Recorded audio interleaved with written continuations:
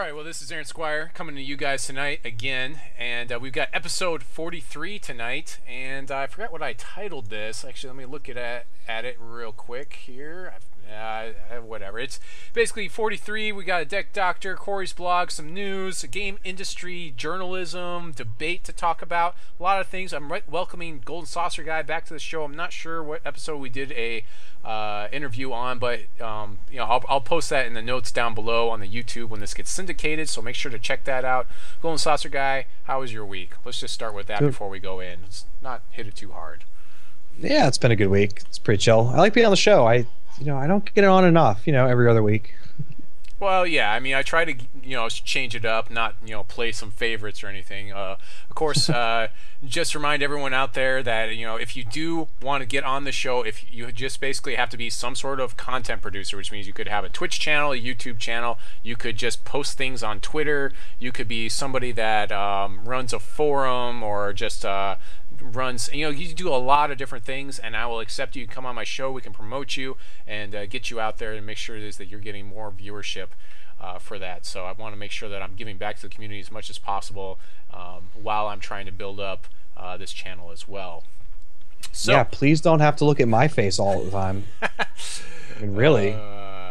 All right, so moving in. So first thing we've got is hotfix tonight.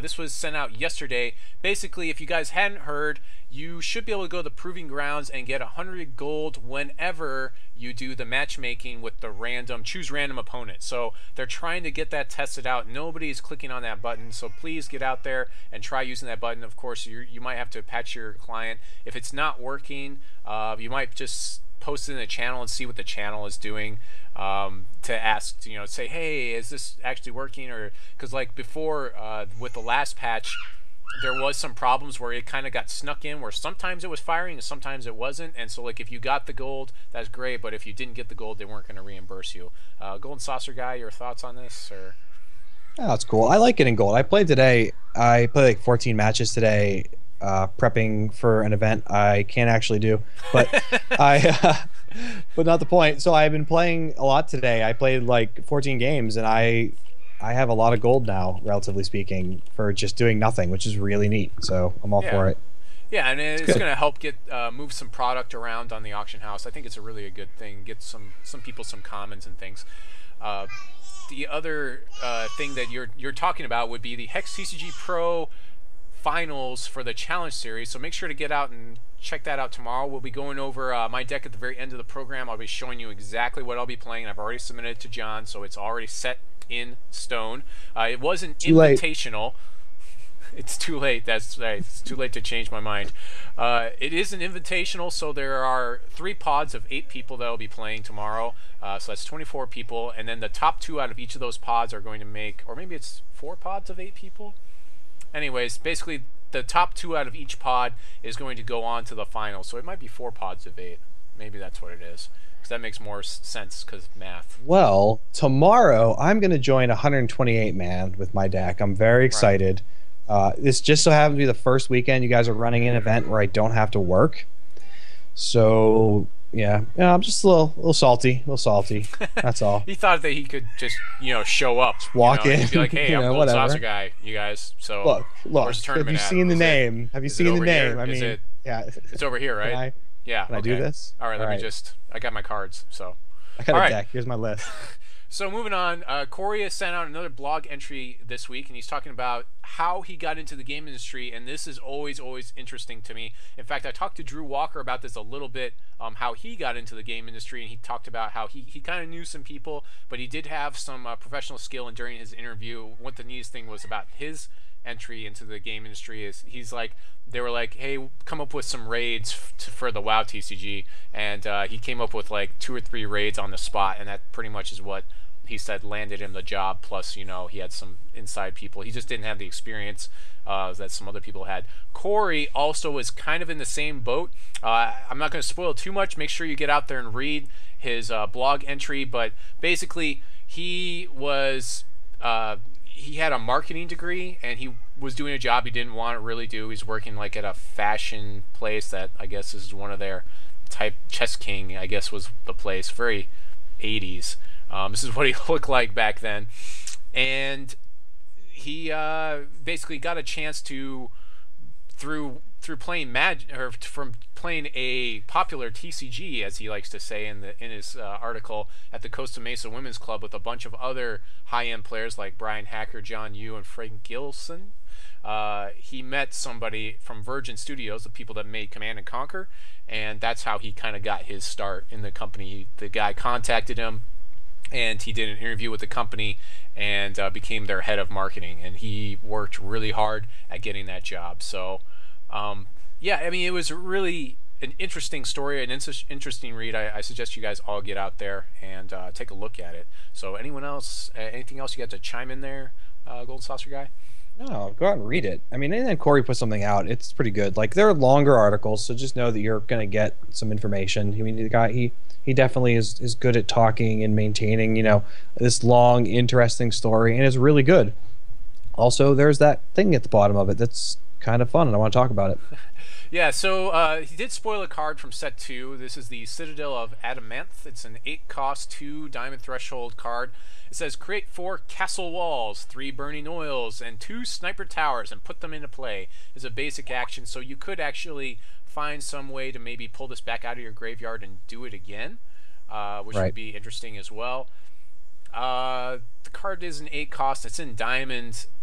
It's an interesting, flavorful card. I don't know that it's necessarily that competitive. Maybe in some sort of control deck, but to me, control is more just basically blood right now. So we'll have to see what the future holds. So initially, what do you think about the cost of this and what it does? All right, so I have a fair amount to say about this, actually. So first things first, I do like the card a lot, but that's just because I think it's a really fun card. The downside is I don't see this card being super competitive at the moment. It's really expensive at 8. Like, looking at the pieces, yes, it's cool to get a bunch of what you get. Having a 0/5 artifact, that's cool. That's the nice defensive thing. Being able to sack this artifact to get a -2/-2, that's really good, especially at a 2-cost. If I could just have that, I would use it. And then on top of that, the Sniper Tower, dealing 2 damage to target, champion or troop with flight. For 3, and it's an 0/2, and it's Skyguard, defensive. Those are all great cards. Here's the thing. Those are all great cards on turns 2, 3, 4, 5, not maybe I can get this out on turn 8, or if I have some 6 weird... with some ramp or something, yeah. Yeah, maybe something janky. I can do something like 5, 6, 7, 8. Like 5 would be just really early, but... Right. The typical 6, 7, 8... The typical thought in card games that run on a system similar to this is if it costs, you know, 5+, it should hopefully win you the game, and a card like this doesn't even really do that. It costs 8, and for 8 you could be doing a lot of other things like maybe casting Argus or you know, maybe what's his name, the I always forget his name, the 4/4 flyer. Yeah. So some things I was playing with, I've actually been brewing with this a little bit earlier in the week, and I've thought of some things that I would make that I would really like about it. And one of the things I liked was the number of artifacts you get out with this. So bear with me for a moment. If you drop this on somehow on maybe 7 or even 8's fine, and you have the guy out where it does when an artifact comes into play, they take 1 damage. Do what the champion, do 1 damage for each artifact. There's just a lot of little things that this could combo with that are really neat. But that 8 cost is just really tough. Yeah, it's really prohibitive. But we may even see like the Sniper Tower, Burning Oil, and Castle Wall. We might even see these as separate cards. They may not only be... The only way you could get them is from this, maybe. But I'm thinking these are actually separate cards you can get anyways. I really like Burning Oil. Like I think Burning Oil is neat. 2-cost card. Yeah. The icon is kind of gray. So that, I don't know, like typically what is the icon? It's either white, green, or red. This is blue, right? Is it blue or purple? Yeah. So that kind of sets this off as maybe these aren't common cards or uncommons, but you know, I don't see why these couldn't be cards that you could also draft or pick up, because I mean, especially like Sniper Tower, that's pretty good. Yeah, tap and sacrifice this card. Target troop being blocked by Castle Wall gets permanent -2/-2. So and there's a circumstantial block, so that's a little bit of a problem. But like just the thought of sacking an artifact to give a creature that's coming on the attack a -2/-2 is kind of neat. Yeah. I hope to see something more like that in the future. Yeah. So moving on. So if you guys hadn't heard, there's been some a little bit of rumblings in the gaming community. So, Goldensaucer guy, you're going to have to correct me if I get this wrong, because you may know a little bit more about this than I did. But basically, I read this article, and there's a ton of information, a ton of articles. Things blew up on Reddit and like all these different forums and 4chan and all these different things. Right. Basically, as I understand it, what originally happened was there was a female that may or may not have slept her way to the top, and then it was debunked and all this other stuff, and it was in the gaming industry, and they're like, how could this happen? Look how horrible your industry is. And then gamers kind of were going into things and talking about how it is that, you know, basically the gaming journalism industry is like sellouts, and all they do is advertise, which is probably partially true. And there's just it's just got ugly. And so in response, a lot of the major journalism outlets decided to say that gamers were dead, and then, you know, basically single them out as not nice, not good people, and it's just gotten really ugly. But for people like me and people like Goldensaucer guy that are like low guy on the totem pole, this is great because this gives us more pull with our viewers. You know, viewers like you can see us and be like, hey, these guys aren't really getting paid by anybody, and they're still doing this stuff, so I can trust them maybe a little bit more. Obviously, we have biases. Everyone has biases. I am biased. I think that HexTCG is a great game, and it's going to be one of the best digital card games out there. And I still have fun playing other digital card games, but I think it's one of the best ones. So, Goldensaucer guy, your throw on there? There is a lot to this. I mean, we're talking like just days and days worth of content. And when you boil it down to one very important thing, and I apologize, it's a little questionable language here, people need to stop being shitty with each other. Like, just please be good to each other and don't be piles of crap. So the two people, we had a question in the chat about who's supposed to the way at the top. The two people in question, one did, one did not, Sarkeesian and Quinn.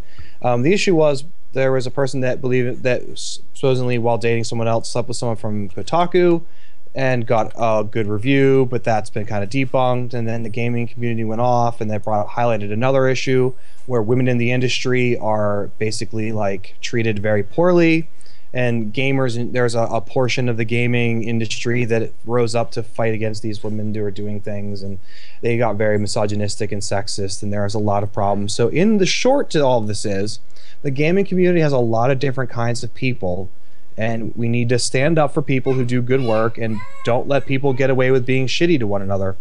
Also, as a side note, I have some friends that work in the industry. Men, if there's a word that you are not supposed to use, and that word is rape, and I don't care what form you use it in or what kind of game, just please do not use that word. Yeah, completely agree. Completely agree. Not acceptable. Yeah, just be adults. All right, so moving on to something a little bit of a lighter thing. So we're going to talk about our deck doctor for tonight, so I got to move this over a little bit. Sure. Basically, we got this new, I think he's a newer person to the Reddit forums named Dyne313, and he basically posted a deck, which is a troopeless deck, and we're going to look at it in a minute, but just want to add on here, he's talking about Circle Preservation, the Transcendent Judgment, and could he also put a Triumvirate in this deck. So we're going to talk about each one of those things right before we, like, as we have the deck up. So let's go to the deck. I'm going to actually move this over to my other screen so I have it up so I can remind myself to talk about those cards and how they are hard to play, basically. Mm-hmm. So here is the deck that he submitted. It's basically, we got like 27 resources here. Diamond shards, ruby shards. So it's a diamond ruby deck with, you know, you got a bunch of spot removal with your Inner Conflicts, Ruby Lance, Burn. He's got 2 Ragefires and 2 Eternal Youths, 2 Inferno, some Ivory Pawns, Repel, playset of Repel and Immortality, a Solitary Exile, and 2 Heatwave. Mm-hmm. So I guess his win con is either win through Inferno, Ragefire, or possibly a Burn to the ground. That's how he's trying to win and stay out of range by using Eternal Youth. Thing is, he's only drawing 1 card a turn. He also didn't give me a champion that he's using either. So right off the bat, the deck isn't really going to be that competitive when you're down on cards.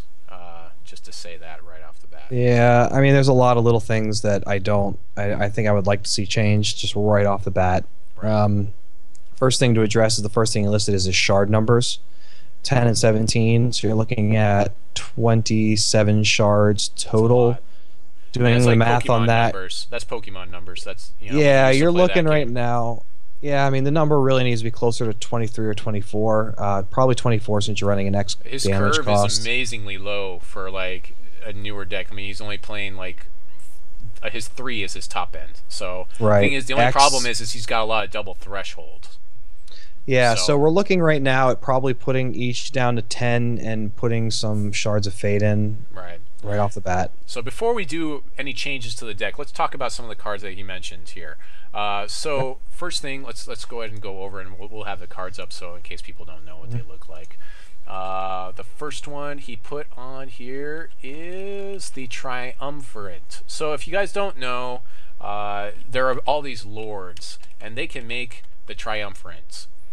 You've got Lord Alex. You need Lord Alex, Lord Adam, and Lord Ben, and they make the Triumvirate when they're all in play. So when you have all of them in play, you're basically giving yourself negative card advantage to put this really powerful troop into play. Also, I gave some cards to Bogdan, so he's actually got more cards in TCG browser now, so that should be good for us as well. So it is a pretty neat troop. It's 9 costs. It's got all the dudes in there. It almost looks like it looks like a Triforce.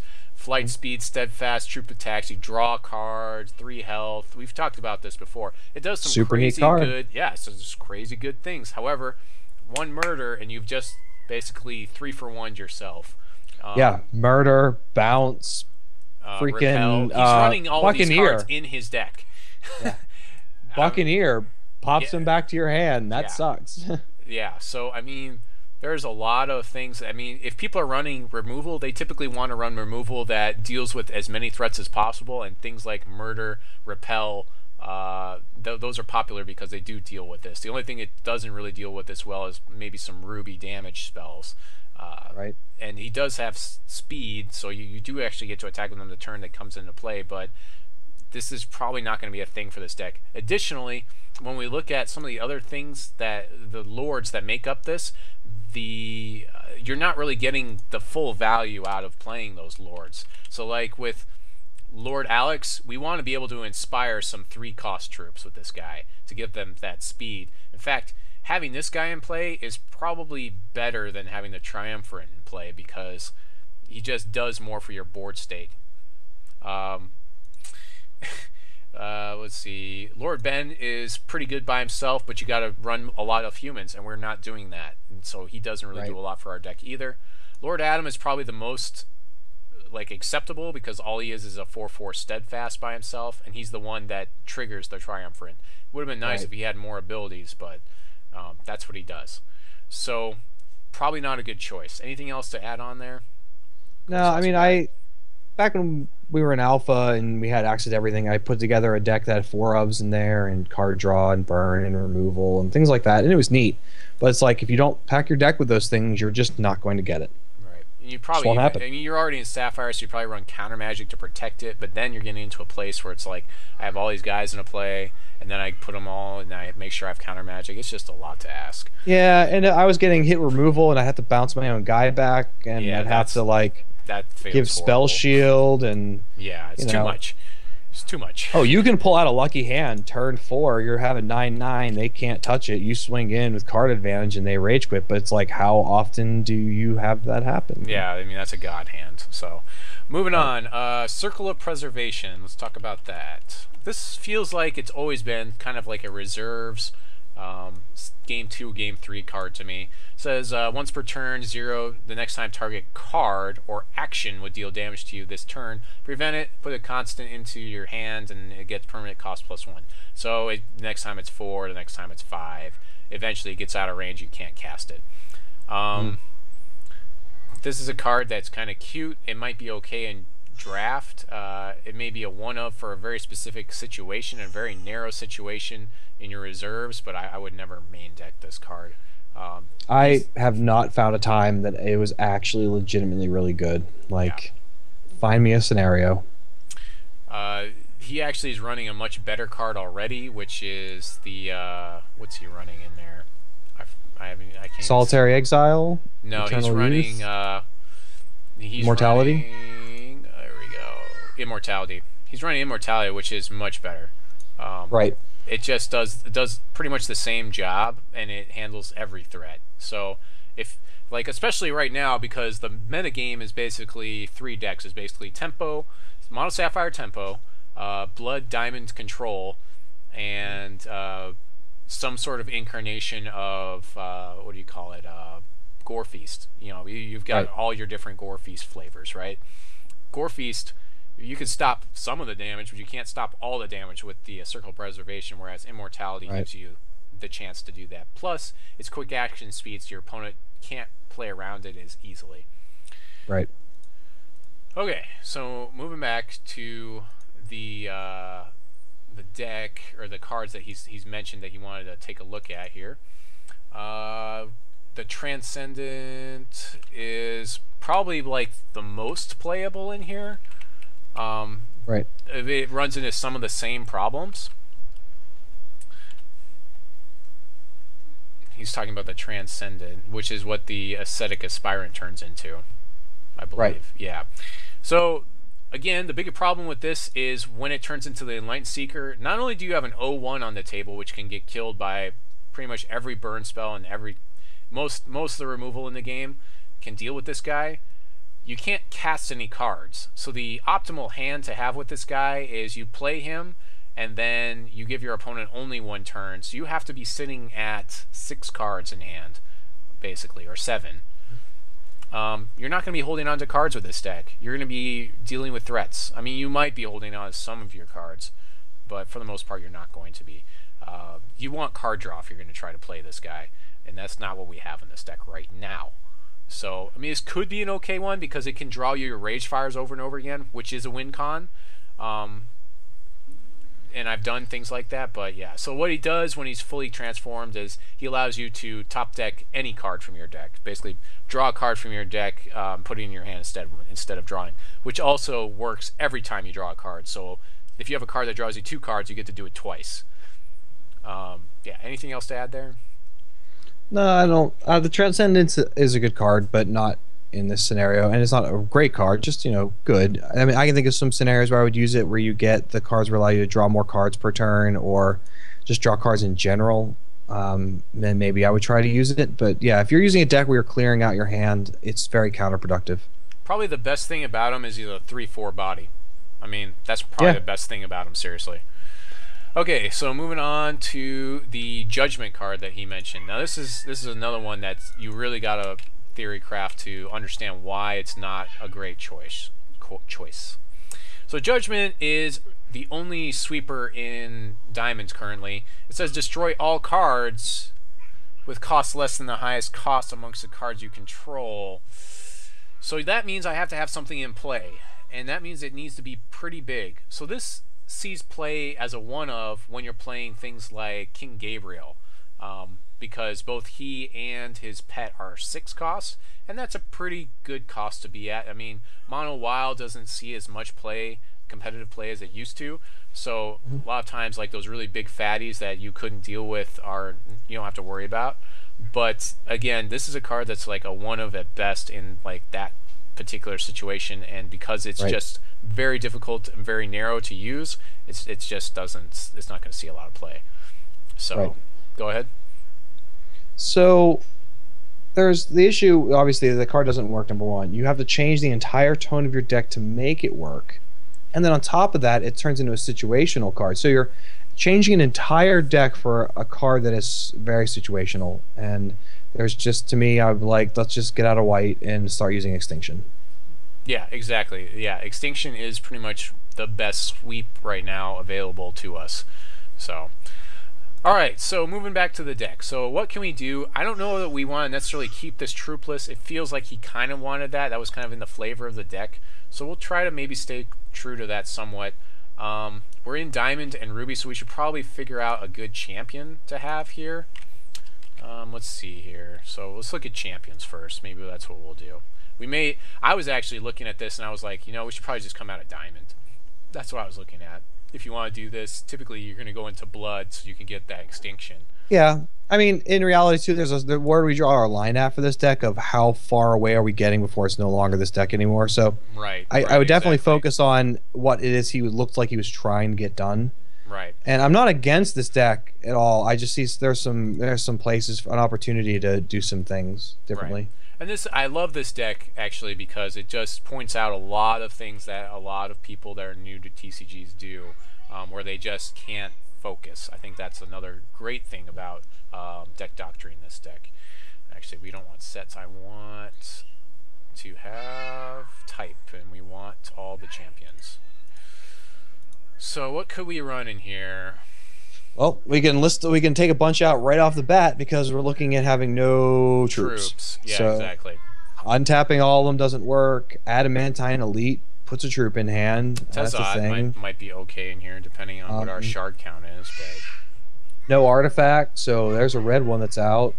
No troops, so there's another one that's out. Adamantine Elite does something. What about the one that looks to the top 10 of your cards and puts a creature out? Is that, I don't remember what the rules are for that one. Tazat, yeah, it's basically he puts a troop into play where its power and toughness are equal to the number of resources that you reveal, and then you put them at the bottom of your deck, or you shuffle them. Well, that right now, him at 27. If we were theoretically kept the same and wanted to put judgments in, that's a judgment card and a half. It's like, oh, I pop this thing for, what does he cost to activate him? Let's see what the elemental costs. See, that's the problem. Rock elemental is a 6. 8 costs. Oh, is it 6? Okay. Apparently, I thought it was higher than that. He's a 6, and he's double ruby if they were to bounce it for some reason. So, just so everyone knows, I'm pretty lenient about posting links and things in my channel, especially if you are another streamer. You know, I don't really mind that. I'm all about community. So if you guys have things that you want to post or things, as long as you're not going crazy and as long as they're not lewd pictures of your girlfriend, I'm perfectly fine with that. Yeah. So, yeah, I think he might actually be our best shot. Either that or Farney. Farney's got more removal. I prefer Farney in this deck. I agree. For the removal aspect. But then we have to throw some artifacts in here. Right, and again, I think we're at that point changing the tone of the deck that he was aiming for. I don't know if there's a champion that is particularly good for him, but I think we can make Farney go. I think we can do that. Okay. Let's try with Farney, and then we can always swap back if it doesn't feel quite right. We have to see where the deck ends up when we're done. Yeah, I mean, one of the big problems with this we've already highlighted is card draw. So this means that with Farney now we can actually add some artifacts to help that out. So let's go ahead and come to our colors, and we're just going to make it no color, ruby, and wild. Of course, again, we're using TCG Browser and Deck Builder. Bogdan just added some set 2 cards, all the spoiled ones with the not so great images on here, so we can actually use set 2 cards as well if they're on here. I will go ahead and do that. Chaos Key is of course a catch-all, so that's just a nice one of, and we can throw those on the reserves as well. I mean, that's just, yeah, right. That's just like basic stuff. Shrine, probably not for this deck. Well, it might help out Farney. I mean, you could use it maybe as a one of, but Volcanon not so much. Turtle Wall is, if he's trying to hold off, I could see it maybe, but things can just fly over it. I think I'd just rather have the removal. Yeah, I agree. What else? What else could we put in here? Why is... Did I check off wild? I must have checked off wild. I'm too used to using wild. Diamonds. That's what we want. Diamonds. So for now, I guess we can throw the Ascetic Aspirant in here as maybe a 2 of, and then we'll just think about it when we're paring down the deck. Because it does, like, if it stays in play, it does do some good things. King Gabe is another good one that we could throw in here as a 1 of. Right. Because we are going to be destroying a lot of things. We don't want to run Soul Marble in here because we would only ever make Soul Cavalry with it. Right. That's the only thing we could make with it, and it's just not. Yeah, and do it. Go ahead. You're running it against your burn. Like, it's like if you have 4 open and you want to burn something, that's only 2 going into it. Like you're seems like you're being like, well, I could do one or the other almost. Right. We're not running Judgment because we don't really have a lot of high cost things for that to work with. Right. What else? course. We can't really run Legionnaire. We can't do... And of course the children are losing their minds, as is the norm at my house. As is tradition. As is tradition on this show. Yes. As the elders had portrayed. Right. Hey, you did put in your description that, you know, parent gamer. Yeah, I did do that. Spirit you control is destroyed, transform spirit, and put it in a player in your control. Non-spirit. Wow. Now this is an interesting card for this deck. I really like this card. You kill a non-spirit troop. Oh, wait, it's only when your troops. Oh, not any troop. Okay, well now it's not so good. Yeah, okay. It was almost good for us. I'm still going to brew with that card a little bit. I have some ideas. Yeah. Yeah, I'm pretty excited. I have a Blood Diamond deck I've been drafting up where I can happily kill things, mine or yours. Living Totem's another one that we could run in here, but that depends on what his bankroll looks like. I mean, it is a really good defender. Right. And you can, you know, you're not going to defend it, unfortunately, in this deck. Looks like I need to refresh my browser. Sorry about all the crying in the background, people. This is the norm. But I promise you will get sleeves, at least. At the very minimum, I will give away some sleeves tonight. I need to put in that thing I was talking about, that, what is it called? Oh, no, it just went back over to the deck. The draw a card, discard a card, Secret Lab. Yeah, I think 2 of these is definitely going to be good, especially with our champion. Because this is going to make your empty card hands, or your shard card hands, you can just discard those shards, throw them away, and funnel through the deck to get to those cards again. We've seen that a lot before, especially in Alpha. We used to use that. Yeah, to nitpick at some of the choices in here too. I mean, there's a lot of 4-ofs and 2-ofs that need to be swapped. Right, true. Just overall. I mean, we're looking at, like, Ruby Lance is a 4-of. Burn to the Ground's a 4-of. I'm going to put in 2 Hex Engine for now, but those might come out. It depends. I mean, I don't know if I like them because I don't see anything that they're giving you. They get you to King Gabe. That's the main thing. Or a higher burn, maybe. Yeah, and they give you, for Burn to the Ground, they help out with that. Let's try to get those Living Totems back in here. The only problem with Living Totem is you're also running you're also running Heat Wave. So that could be a little bit clunky. You kind of need to buff him out of range of that Heat Wave, but he does buff out of range of it by himself. So that's nice. So we will have to think about that. Right. We're not running Falconeer because it's not really what this deck is all about. You're running Heat Waves. You're counterproductive at that point. Yeah, especially in that. We won't run the Angel of Dawn, but this is of course a great pick for anyone that's in Diamond, especially in this deck. You know, you could still ramp into it and do a lot of other things. So another great troop that you could run in here, but just because it's a money card, we won't put it in here. Yeah, I have 1. I'm not buying more. Yeah, that's a definite money card. Okay, I'm getting down to it. Protector Defender, probably not so great for us. Plan C, probably not so much. Chimes is maybe a 1-of in here you could run. He's got the Exiles already. I'm not really seeing too much else. We should be getting a set 2 cards here. Right. Yeah, I mean, if I took just the base deck that he had and just made just a handful of changes, I think my first few would probably be to bring the resources down to 24, so that's 3 cards that are available. Right. Ragefire, it makes no sense to only run 2. I mean, literally no sense whatsoever. So you go up to 4 on that. I might bring Ruby Lance down to 3 since we're looking at we're running in 2 shards right now. There's a lot of issues with double shard costs, 2 ruby, 2 diamond, so you're going to want to take some of those shards out and place them with some Shards of Fate to make this a little smoother. Ivory Pawn, the question is, if you get that, what scenario is that card a really great draw for you? You know what we'll do? We're going to run set 1 cards in here. I would put like Crackling Bolt and other things in here, but those aren't available, and I'm trying to actually make this for someone that asked for it, so... But just so you're aware, like, obviously you would run dual shards in here.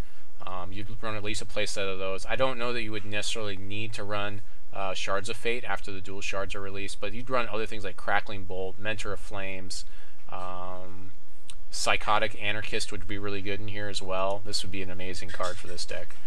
Right. They just aren't released yet. Psychotic Anarchist is a 2/2 that draws both players' cards when he deals damage. Or actually, Right. yeah, each champion draws a card. But he has speed, so yeah. All right, let's go to the With deck. some of the openings he had in here, if you wanted to continue running Farney, like Chaos Key's a really great choice. I probably would take out the 2 Ivory Pawns and put in, and then put in something like what's the artifact that burns for 2? My brain's shutting off here. But that's only a 1 cost. Right. It's like he's running much more efficient removal in Ruby already. So we're going to take the shards down to 24 just to set it kind of right now. I thought I'd put some Shards of Fate in here. I'd love to run the Shards of Fate. Yeah, they're right down there. So that kind of helps. If we're running Chimes in here, we kind of want to maximize that with like Heat Wave and other stuff like that. Solitary Exile doesn't really get anything from Chimes. Repel does, though. Ragefire definitely does. And so does Eternal Youth. So I'm going to go ahead and bump both. I'm going to go ahead and bump both the Eternal Youth and the Ragefire up. Inferno, I think we're just going to pull from this deck. I don't think that's really going to be a thing for us. No, I have to wonder how often it's going to hit, and would you rather just have something else in its place for what it does? This doesn't. The biggest problem with Inferno is it doesn't affect board states by itself. So if it's hitting you more often, and your opponent has board state, and you just simply aren't drawing your removal, you're in a really bad spot. This and how many situations something better than that? Yeah, and how many times do you get that and wish you could just target something instead of sit on damage, even if it's hurting, even if it successfully hurts your opponent regularly, like. You basically spend something that you can't adjust where the damage is going, and it's random. I don't like anything random when it comes to building a deck to be somewhat competitive. Right. The Ruby Lance, I'm just going to mitigate to the reserves. So we'll just throw 4 of these on the reserves, and the reason why is because you're in a deck that's dual shard, and so you're not maximizing it at all, which can be problematic. However, you want it on games 2 and 3 just to deal with things like Falconeer, because as long as you have Ruby, this deals with Falconeer. You only need to deal 1 damage at that point in time, but it's not the best removal. Like, it's much better to be just running burn to the ground, Ragefire. Those are things that are going to either snowball and get bigger, or they get bigger as we get more shards. And we've got we're running the Hex Engine for now to help us get more shards, etc., etc.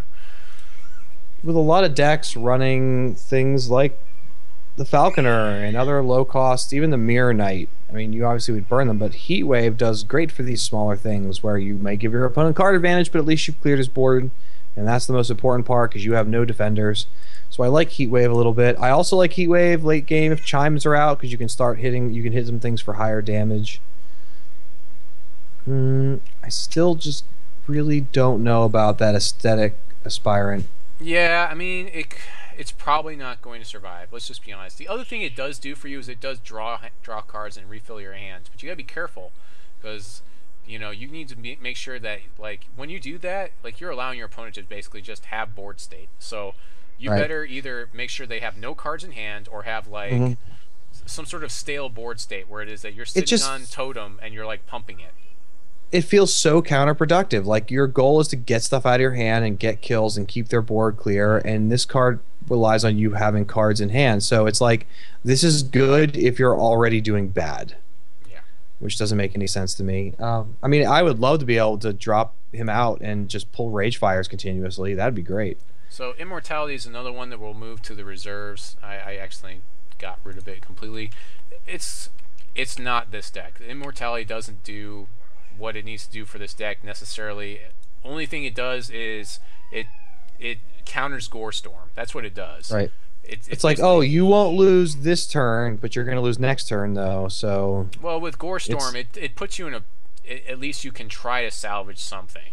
But yeah, it definitely, like in this format, I don't really see it doing too much, especially like, you know, you got tempo, I guess it kind of helps, but not really. If you can't sweep immediately after playing Immortality, you're probably not in a great spot. And right. and don't get me wrong, Heat Wave is great, but it's not going to take care of everything. Even with Chimes out. There are some big positives to this deck right off the bat. I mean, we know that people are running a reasonable amount of removal right now. Every deck has bounce, removal, you know, extinctions. This deck makes those dead cards. So even if you may not have card advantage, you at least have made it so they're holding cards in hand, waiting for you to do something with them, and you just don't. Okay, so we will actually get rid of the Chaos Key. I'm looking at this now. Solitary Exile, I forgot, is much better.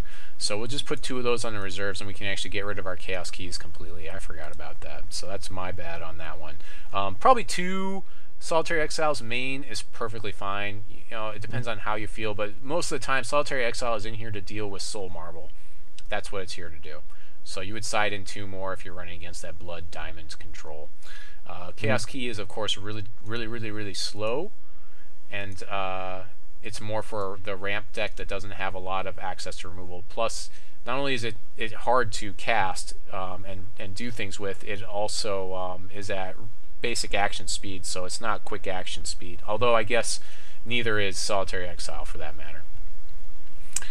Let's see, what else could we do in here? So I have the Eternal Youth in here as a singleton, so you can tutor it with Aspirant if you need to. Again, Eternal Youth is another card that doesn't affect board states. We've seen Zubrin use it in his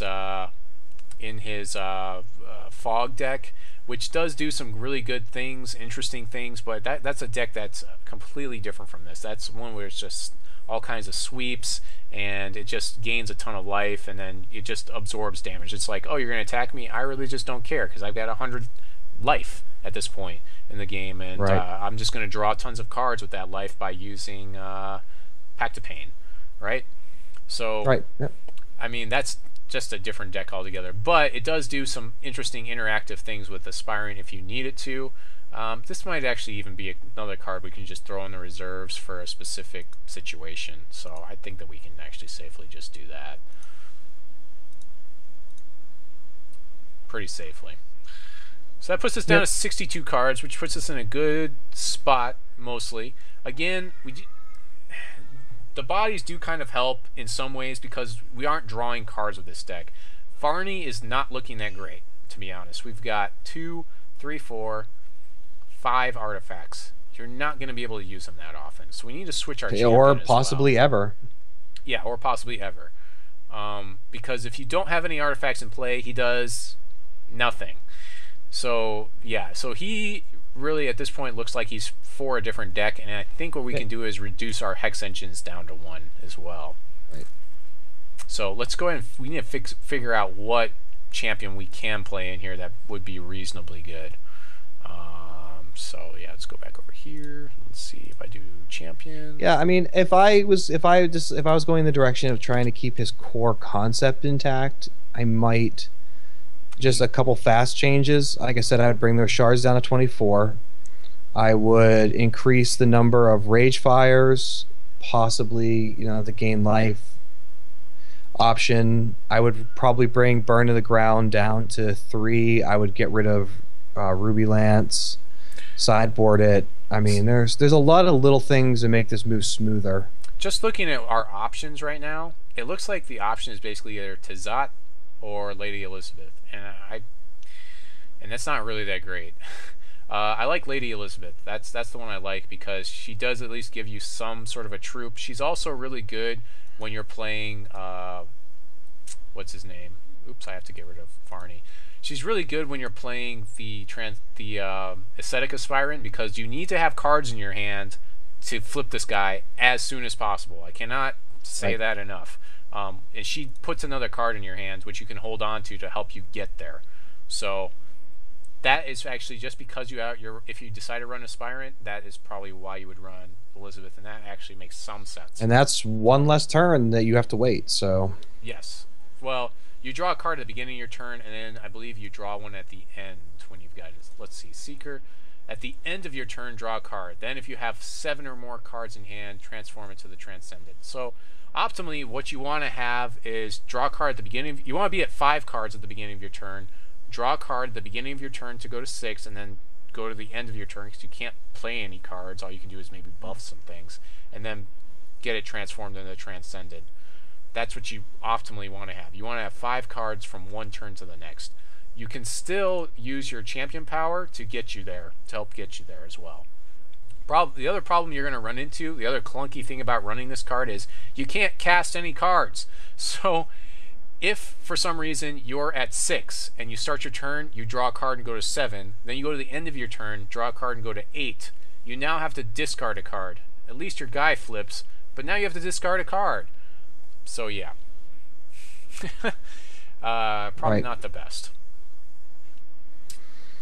Yeah, like I said, the deck has kind of taken an entirely new direction now that we made a lot of adjustments, just because these are the good cards that really can move a game along. And like I said, if we wanted to go back to the main focus which they had, there's, like I said, a few things. Just maybe bring your Burn of the Grounds down a little bit, bring your Ragefire up to 4, take the Lance down a notch, take your Shards down a notch, possibly bring Inner Conflict down to 3. I would put Secret Laboratory in there every time, because if you're looking at the deck as you had it before, you might have cards in hand that are dead cards. You might get a Spell Shield guy, or you might get something where you can't target and you wish you had an ability to burn them right in the face or something. Yeah. Or you wish you had a Heat Wave. Yeah, Secret Lab's another card. Now, with the other card draw that we get from Aspirant, I can take Secret Lab comfortably back down to 1, and I think we're pretty much there. Our curve looks decent. It's not super amazing.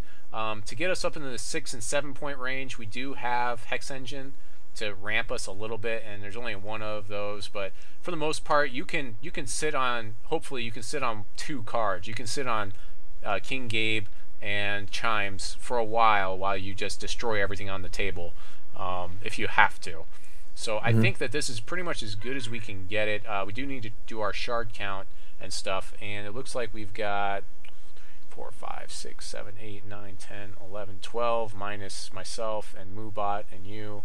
So we've got 9 people in channel. So it looks like we'll be giving away sleeves tonight in a couple of minutes after the show ends. But I think we're pretty much there. Reserves, I don't know if you even really want to run some of these things. Other cards you could run in here, the Angel. If you have the Angel, you need to run the Angel. And cards I would pull out for it, oh gosh, what would I...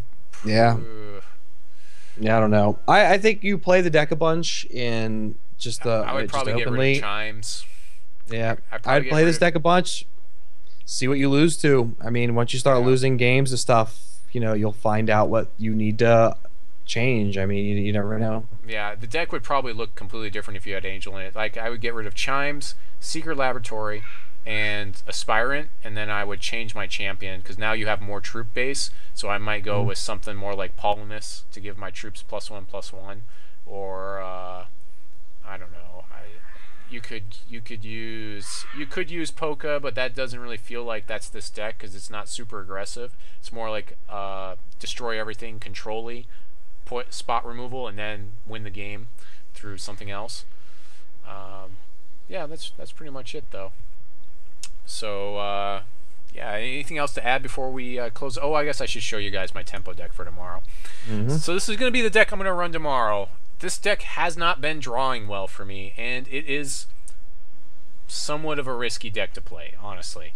The problem I'm running into is this 5-point range, I think, is one of the biggest problems. But I can't... Yeah, I mean, if I had to deck doctor this right now, like if someone submitted this deck and I had to do a deck doctor, I mean, the first thing I would do is probably gut it. Actually, it doesn't look too bad. Yeah, like right now you're looking at your drops 3, 4, and 5. You have 8 of them. So yeah, if you were to draw a hand of averages right now, you're looking at your average hand cost being 3.75 average. Yeah, but I'm also running 25 shards. The problem comes when I actually draw, like, I've drawn a lot of 1 shard hands, like, and that's really weird to have in a deck like this. But it does I mean, the job. what happens when you get aggroed between turns 1 through 3? Have you Well, had most to of deal the with stuff a lot I've of? got to hopefully aggro at those turns. I've drawn either Chosen, Buccaneer, Thunderbird, or Mirror Knight to hold on to board state or Time Ripple. Like those are all cards that do decently well at holding on to board state, and then eventually start playing Gralk or Mastery of Time to take over the board state. I also have Eldritch Dreamer and stuff. So especially against, I really feel like this is a decent deck against the Blood Diamond control. I feel like that's a good matchup for me. Versus the, what's it called? Versus the Gore Storm deck, maybe 50%. But I feel like we'll see how it goes tomorrow with this deck.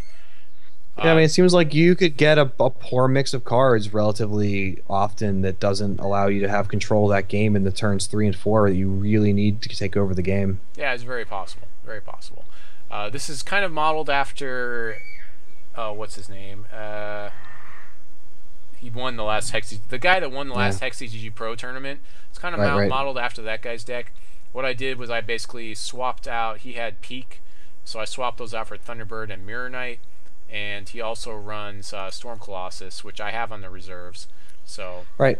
I mean, I like Mirror Knight, Buccaneer, into Splinter. Those are all cards that are really good at dealing with some of those early aggressions. I mean, even Thunderbird can do well, especially if they're not running a lot of flyers. It can sneak in. I mean, I can see wanting to have you dead before you hit 5, or have the game in hand by 5. Yeah, usually if I can get to 5, then. And I have either Gralk or Master of Time in play, things favor me pretty highly. Other things I've run into is people just simply having 3 murders in hand and murdering every Eldritch Dreamer I drop. You know, some stuff you just can't I mean, handle. your card advantage is your Dreamer, and you definitely need card advantage. If I was playing against you, I might hold a murder for an Eldritch. Yeah. Yeah. So. Letting you get to 5 and letting you mastery into mastery into Gralk or Gralk into mastery is definitely what I want to avoid the most. Yeah, and typically in this deck, that's what you're going to want to do. Is you're going to play Gralk first, and then Mastery of Time after that in the following turn. Is what I found. I mean, I'll give my opponent a turn typically. Yeah, that gives you 3 turns. It does. It gives you a lot. Plus, the reason why is because that's 2 more damage with Gralk in the following turn. Right. So we'll see how it goes tomorrow. Hope that I can, do pretty well in my pod. It'd be nice to get, first or second place, obviously, to progress on. I think I could be pretty happy if I do that. But if I do at least 2 out of 3, I think I'll be happy for the day, really, quite honestly, with this deck.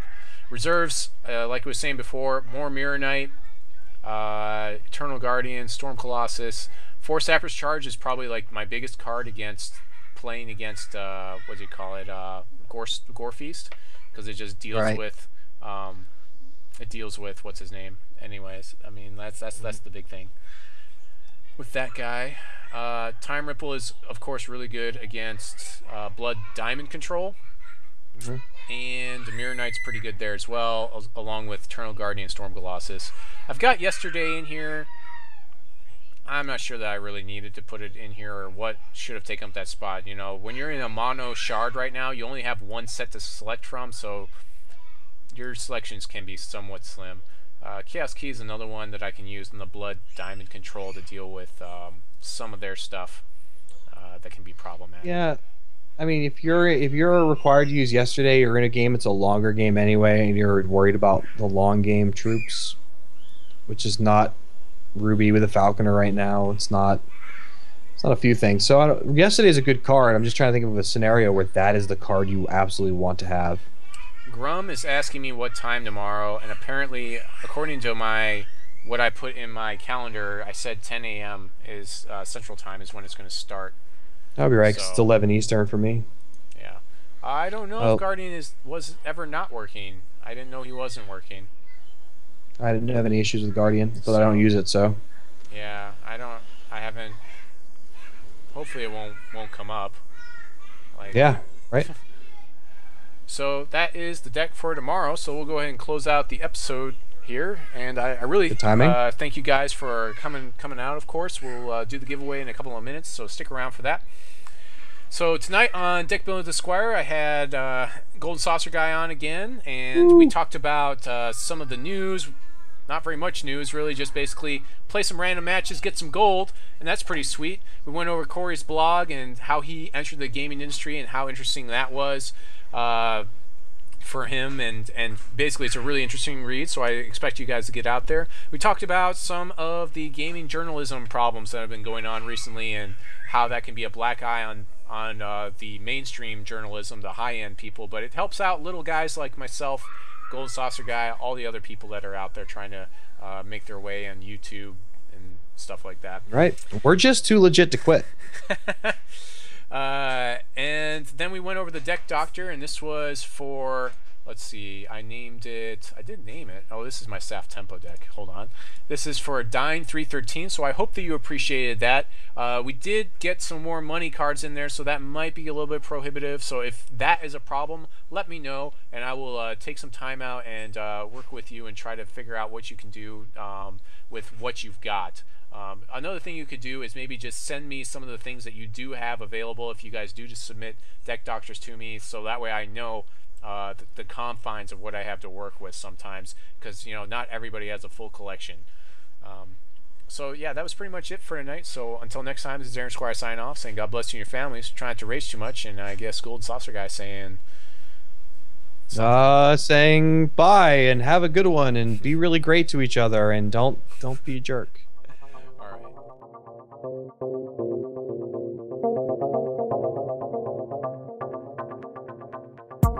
right.